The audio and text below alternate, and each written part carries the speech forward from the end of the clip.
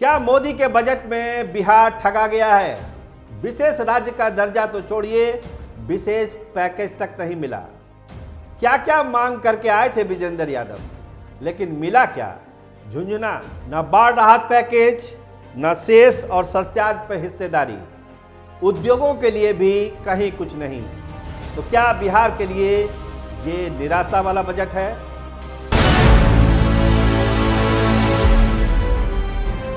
बड़े बेताब थे कि रिमझिम में पिएंगे, अब आई बरसात तो बरसात ने दिल तोड़ दिया। जी हाँ, बजट पेश हुआ है, केंद्रीय बजट। सीतारमन ने पेश किया बजट, लेकिन बिहार को क्या मिला? अपने पूरे भाषण में निर्मला सीतारमन ने एक बार भी बिहार का नाम नहीं लिया। तो क्या ये बिहार की उपेक्षा है? बिहार की जो मांगे थी उसको खारिज क्यों कर दिया गया? बहुत सारी मांगे जिसका हम जिक्र करेंगे इस प्रोग्राम में आगे, लेकिन क्या उसको इग्नोर किया गया है? देखिए, बजट आने के बाद स्वाभाविक है, जो सत्ताधारी दल होता है वो बजट की बड़ाई करता है, जो विपक्ष में होता है उसकी बुराई करता है। नरेंद्र मोदी ने बड़ाई की है, नीतीश कुमार ने बड़ाई की है, चिराग पासवान ने बड़ाई की है, सम्राट चौधरी ने बड़ाई की है कि बहुत बेहतर बजट आया है, दूरगामी बजट है, 2047 को ध्यान में रखकर बनाया गया है, सभी वर्गों के लिए ये बजट है, सबका विश्वास जीतने वाला बजट है। और नितिन नवीन ने कहा कि सबका विकास, सबके विकास को सिद्ध करने वाला यह बजट है। विपक्ष का रिएक्शन कि बेकार का बजट है, बिहार के लिए कुछ नहीं मिला, बिहार को ठेंगा दिखा गया, झुंझुना पकड़ा दिया गया, तमाम तरह की प्रतिक्रियाएं विपक्ष की तरफ से आई है। तो अब थोड़ा सा एक लाइन खींचने की जरूरत है कि बिहार को सही मायने में इस बजट में मिला क्या। राजनीतिक नज़रिए से ना भी देखें, उसको एकदम अलग थलग कर दीजिए, पॉलिटिकल स्टेटमेंट को, प्रतिक्रियाओं को। आखिर क्या है इस बजट में जो बिहार को रास नहीं आ रहा है? आपको ध्यान होगा कि एक प्री बजट मीटिंग हुई थी।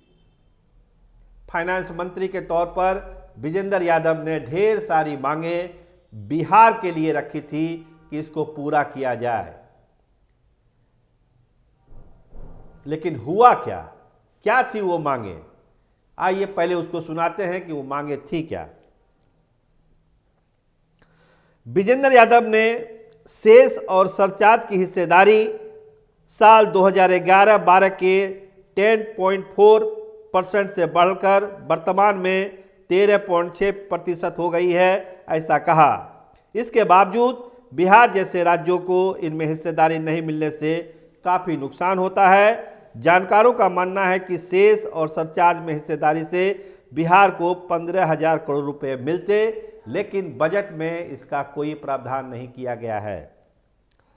बिहार की ओर से कर्ज लेने की क्षमता को राज्य सकल घरेलू उत्पाद के 3% से बढ़कर 5% करने की भी मांग रखी गई थी उस मीटिंग में विजेंद्र यादव की तरफ से, लेकिन ये हुआ नहीं। इसके पीछे विजेंद्र यादव ने जो तर्क दिया था कि बिहार के ढांचागत निवेश में भौगोलिक और ऐतिहासिक चुनौतियों को पीछे छोड़कर समाधान का अगर रास्ता निकालना है तो ये देना पड़ेगा, परंतु देश के आम बजट में इस मांग को भी किनारे कर दिया गया और इसको पूरा नहीं किया गया। इसके अलावा उत्तर बिहार में कोसी, गंडक, बागमती जैसी नदियों से होने वाली भीषण तबाही को रोकने के लिए relief and disaster resilient package को सैटेलाइट पूर्वानुमान, GIS mapping, real time monitoring जैसी आधुनिक तकनीकों के लिए जरूरी बताते हुए मांग की गई थी, लेकिन इसको भी पूरा नहीं किया गया। बाढ़ और सूखे के अस्थायी समाधान, नदी जोड़ो परियोजना को प्राथमिकता देने की अपील की गई थी, जिसको भी दरकिनार कर दिया गया। इसके अलावा बिहार में संतुलित क्षेत्रीय विकास के लिए नए उद्योगों की स्थापना के लिए विशेष सहायता की मांग को भी तवज्जो नहीं मिली। इसके अलावा कृषि क्षेत्र में AI, ड्रोन और ब्लॉकचेन जैसी नई तकनीकों पर आधारित केंद्र प्रायोजित योजनाओं की आस भी बजट में निराश कर गई। मतलब ऐसे इशू हैं जो बिहार को बहुत आगे ले जा सकते थे, लेकिन बजट में इसको दरकिनार कर दिया गया। इसीलिए कहा यही जा रहा है कि बिहार ठगा गया। आप रोडवेज की बात कर रहे हैं, रेलवेज की बात कर रहे हैं, हाई स्पीड ट्रेन की बात कर रहे हैं, कॉरिडोर की बात कर रहे हैं। विशेषज्ञ क्या कहते हैं या विश्लेषक क्या कह रहे हैं कि आप अगर बंगाल तक, सिलीगुड़ी तक कोई कॉरिडोर बनाइएगा तो बिहार होके ही जाएगा। इसमें बिहार को क्या मिल गया? वो तो जाना ही जाना है अगर सिलीगुड़ी तक कोई कॉरिडोर बन रहा है तो। इसी तरह बहुत सारे उदाहरण दे रहे हैं लोग कि स्पेसिफिक बिहार को लेकर कोई बड़ी घोषणा इस बजट में नहीं है। और बाढ़ राहत, उसके समाधान के लिए जो उपाय होने थे, उद्योगों को बढ़ावा देने के लिए जो उपाय होने थे, विशेष पैकेज की जो मांग की जा रही थी, उसको कहीं ना कहीं एक बड़ा झटका लगा है इस बजट से। तो प्रतिक्रियाएं जो भी हो, सत्ताधारी कुछ भी पक्ष जो बोले, विपक्ष कुछ भी बोले, लेकिन जो ये मूल सवाल जिसका जिक्र विजेंद्र यादव ने खुद किया था उस मीटिंग में, उन सारे सवालों का कोई जवाब निर्मला सीतारमण ने नहीं दिया अपने बजट में। तो समझिए, इतने बड़े सांसदों की ताकत जो बिहार से मिलती है मोदी सरकार को, उस ताकत का क्या फायदा?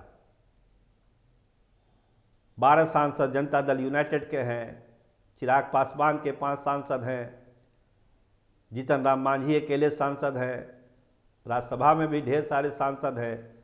तो इन सांसदों की ताकत अगर बिहार के लिए उसका वाजिब हक लेके नहीं आ रही है तो फिर ये भी एक बड़ा सवाल है कि इतने सांसदों को जिताकर भेजने की जरूरत क्या है।